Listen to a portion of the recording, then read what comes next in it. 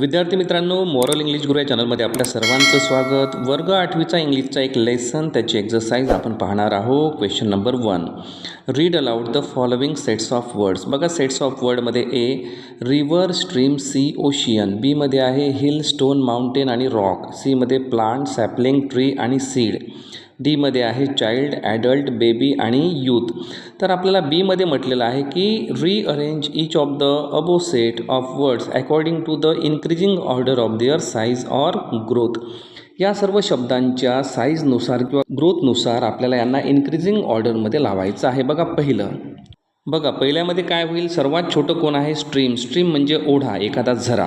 त्यानंतर मोठा आहे रिव्हर, नदी. नदीपेक्षा मोठा सी, समुद्र. आणि समुद्रापेक्षा मोठा असतो ओशियन, महासागर.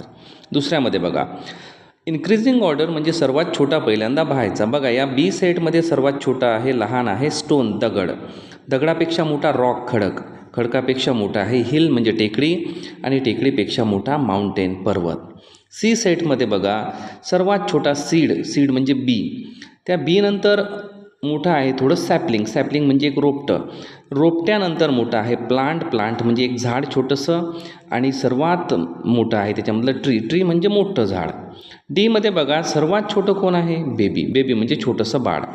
त्याच्यापेक्षा ते बाळ थोडं मोठं झालं तर त्याला आपण चाइल्ड म्हणतो. हा जो चाइल्ड असतो 10-12 वर्षाचा, त्याच्यानंतर तो थोडा मोठा झाला 15, 16, 17, 18पर्यंत तो यूथ होतो. आणि यूथ नंतर जेव्हा तो 18, 21च्या वर जातो तेव्हा त्याचं ॲडल्टमध्ये रूपांतर होते. तर अशा प्रकारे ही एक्झरसाइज आपल्याला सोडवावी लागते. विद्यार्थी मित्रांनो, चॅनलवर नवीन असाल तर चॅनलला सबस्क्राईब करायला विसरू नका. थँक्यू.